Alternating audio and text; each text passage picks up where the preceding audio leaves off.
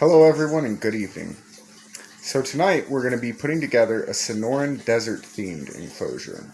So let's go ahead and jump right into this tutorial and see what we're going to need for it.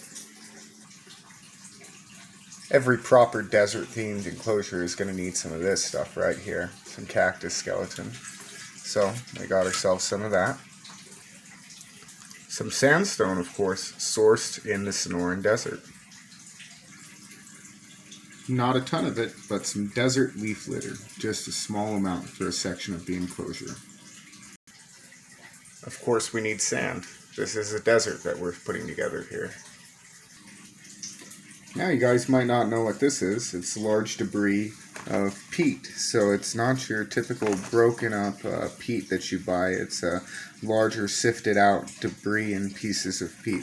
What this is for is it's going to be mixed into the gravel, and it's going to help that gravel hold humidity, because that's where we want to humidify the enclosure and not in the sandy sections. So of course we need gravel. And some more gravel, just larger.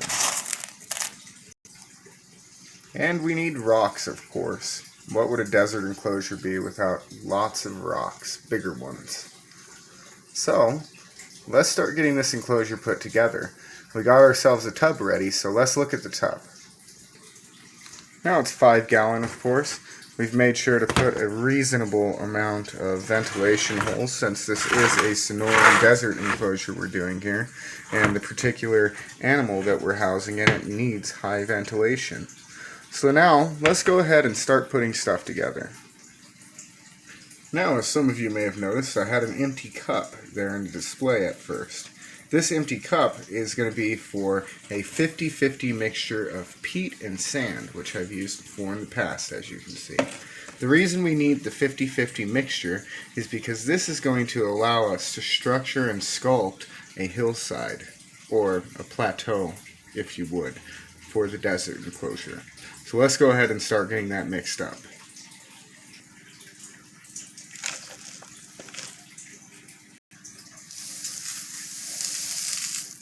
I enjoy making messes, as you can see. Let's start molding it.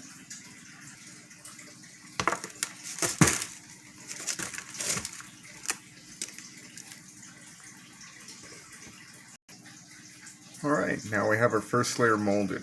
This is going to basically make our elevation increase, our highland area, and separate it from our lowland. We're also offering a little valley or a crevice in there for the animal to hide as shelter. But we're going to dress it up a bit. First we're going to work on this lowland area. We're going to add the cactus, and then we'll put the finishing touches down here, and then we'll work on the upper section. So now let's go ahead and add to this section some of those cactuses that we had. First, we need to decide how we want to set it in here. So we're going to figure that out, we're going to get it set, and then we're going to use some of that leftover stuff that we used to mold here for a mold down here to help keep this stabilized. So let's go ahead and do that now. So we have this piece how we want it. Obviously we're not going to rely on the substrate just to hold that in there, because it will quickly fall down under its own weight. So let's add some rocks to stabilize that section. Now we have our first layer of stabilizing rocks. We're going to add some smaller ones and some sand in there to complete the stabilization. Now we've completed the stabilization. It's very sturdy in there. And we got our 2 sections of higher elevation area set up. So now let's add the base layer here. Now we got our fine gravel, and I've mixed in that thicker peat that I was showing you guys. So now this is going to be a great area to add humidity to the enclosure without disturbing the natural desert environment or making dry areas that should stay dry too wet. Let's add this in. We got our base layer in. It's looking really great so far. So now let's go ahead and add a little bit of that leaf litter that I was talking about right in this crevice. This is primarily for aesthetics, but the leaf litter also will help it find a way to, or not a way rather, but it will guide it from the scent in there and into the crack. It'll feel as if it's safe and it'll begin to dig there. A lot of animals like to hide in leaf litter, of course, so that is a natural shelter scent for them if it's something like a centipede that's going to be smelling around.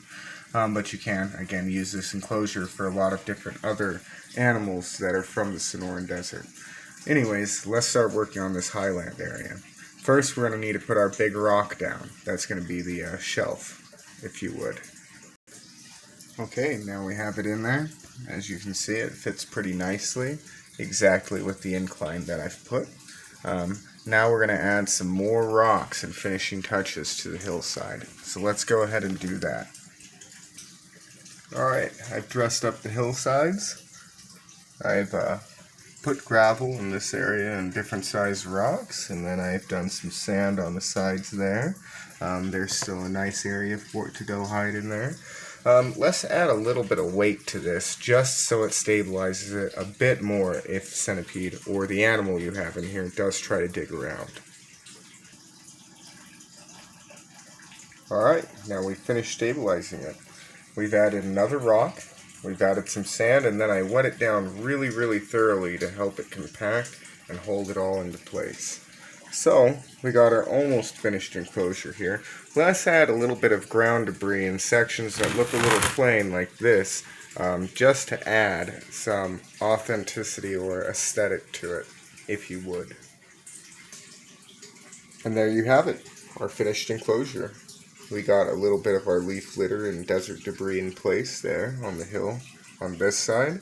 We got the lower section, the Sonoran Desert wash, if you would, right there together. And then we got our hide with the crevice down there and the hillside with plenty of room for them to burrow in as well. And it's wet right now, but you probably won't miss this area again. You're going to want to mist down in here. Because in the Sonoran Desert, it is quite dry most of the time, but there is moisture and there are washes with water in them. So, let's go ahead and add our centipede, who is still sleeping over here in the rocks, to the enclosure.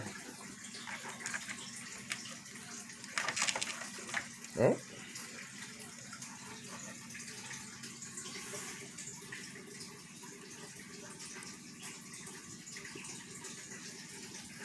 Alright. Now you can use this desert